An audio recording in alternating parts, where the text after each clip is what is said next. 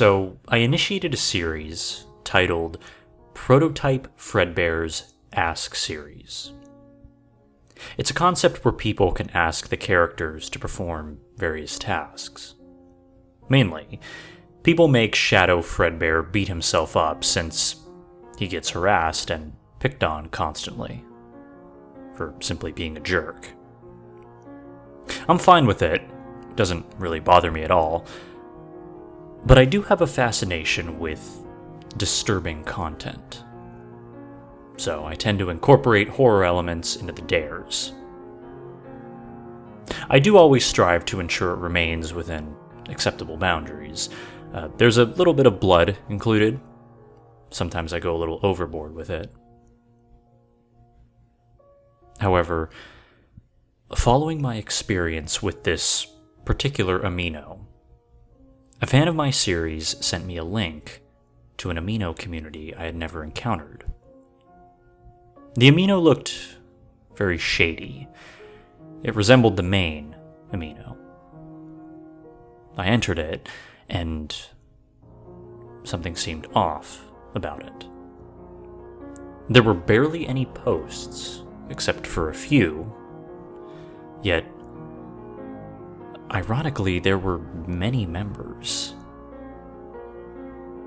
I talked to a few of them.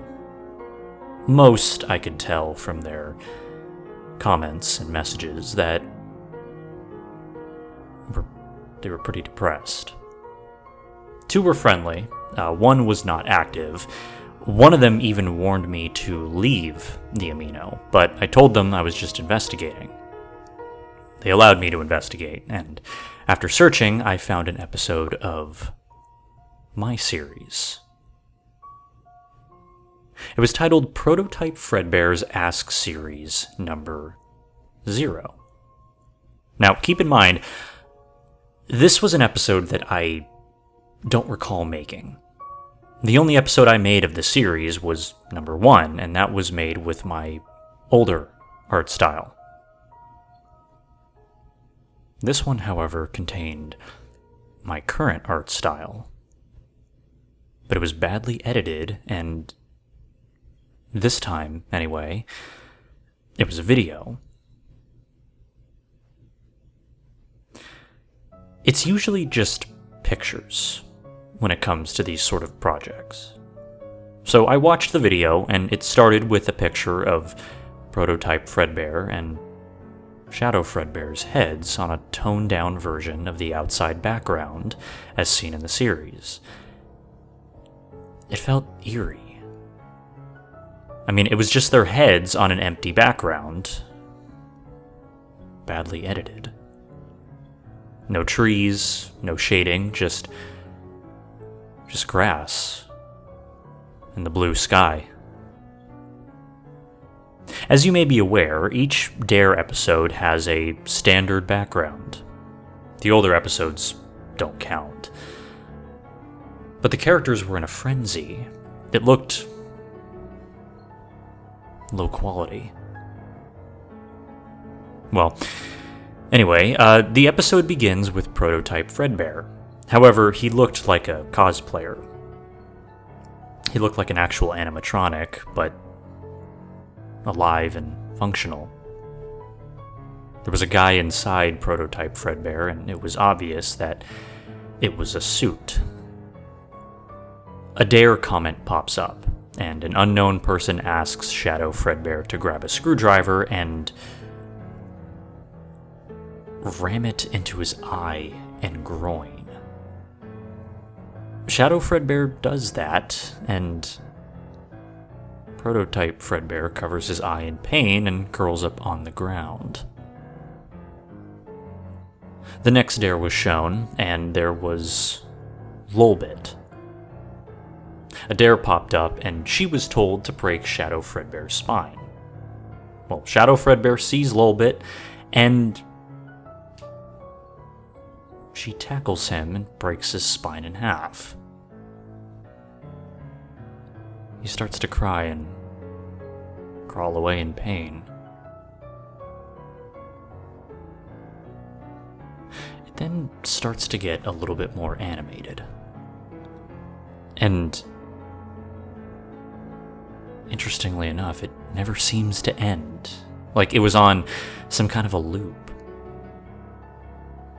And Lolbit isn't seen at all at this point.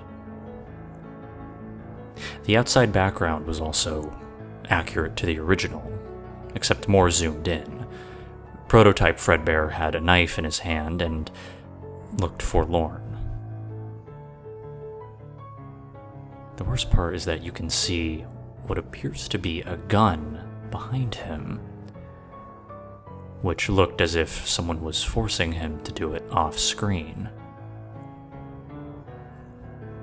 It pans away from the horrific sight of Prototype Fredbear murdering Lolbit, and after seeing that, I asked myself how out of character it was for him to be doing this to his girlfriend, since he's shown in every drawing to like her.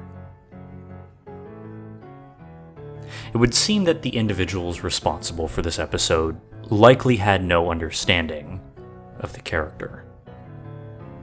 Once again, Prototype Fredbear was very badly edited. His pose was obviously taken from a different episode. The disturbing scene of Prototype Fredbear stabbing her on a loop finally ended after a few minutes. The next scene of the video is even worse than the previous one. It was a picture again.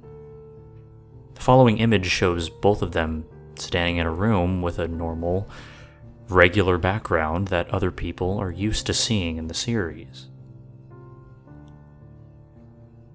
However, the background was darker. Instead, it showed the night sky outside. There was still a little bit of blue in the image, but it was pretty hard to make out. They were smiling at the camera with rotten-looking teeth. Their eyes black voids with only tiny white dots. The quality of the image had a bit of sharpness effect, and I realized that this episode had only 3 characters.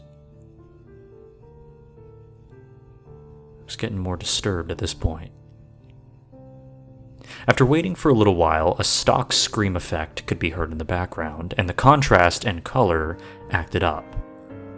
The screen then pans away from the grotesque Prototype Fredbear and Shadow Fredbear picture. The scene transitions back to the Dares. Prototype Fredbear was cleaned up, and he runs into Shadow Fredbear, after which he knocked him out, possibly for revenge for hurting him. A new character was shown, Spring Bonnie. Prototype Fredbear told Spring Bonnie to deal with him, and then he trips on something. He sticks his tool into his chest by accident. Spring Bonnie falls to the ground, which causes the metal object to fall on his chest, and blood oozes out of every opening in his body. The character is revealed to be Bonnet. I know she wouldn't hurt anyone, just like everyone else in this disturbing video, but still. Bonnet was suspended from a string with no one visibly controlling her. Prototype Fredbear goes to her, getting ready to talk to her, but when he bends over, he has tools on his back that slide off and fall on her, crushing her in the process. As a tool fell onto Prototype Fredbear's neck, decapitating him, I started to notice the absence of questions or dares amidst the disturbing and graphic scene. I knew there was something off about this episode after seeing more of it. The scene cuts to Lolbit with Shadow Fredbear. She stole his screwdriver and drilled it into his brain. The episode then ended on the spot. I tried linking the post to the leaders and curators, but they didn't respond. I tried contacting the guy who posted the video. I mean, they were very nice, even though I was pretty skeptical about their personalities. They told me that they weren't the ones that made this, and that it was a video taken from people on the dark web who managed to know what my art was. They were able to archive the video and post it to this forum. They were expecting me to see it, share my thoughts about it. My guess is that they possessed knowledge of the individuals involved and their fates, along with the video's backstory and the actors. And the uploader was supposedly formerly friends with them.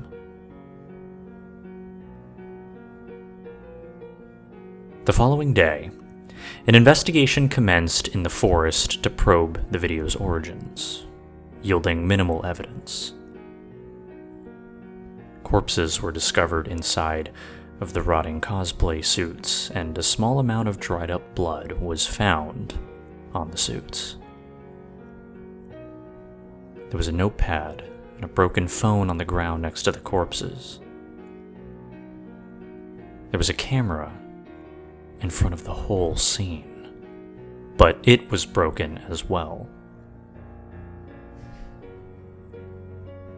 Lilbit was the only surviving actor.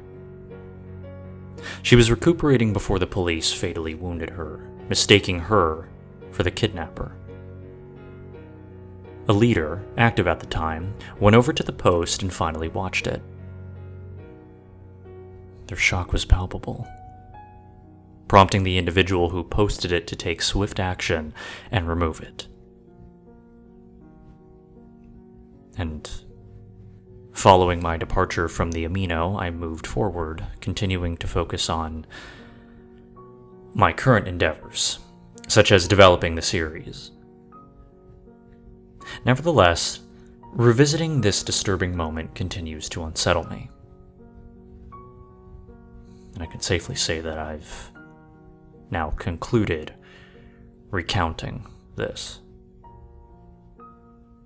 There's more I could share, but I'm hesitant to do so. And that I must conclude my narrative at this point.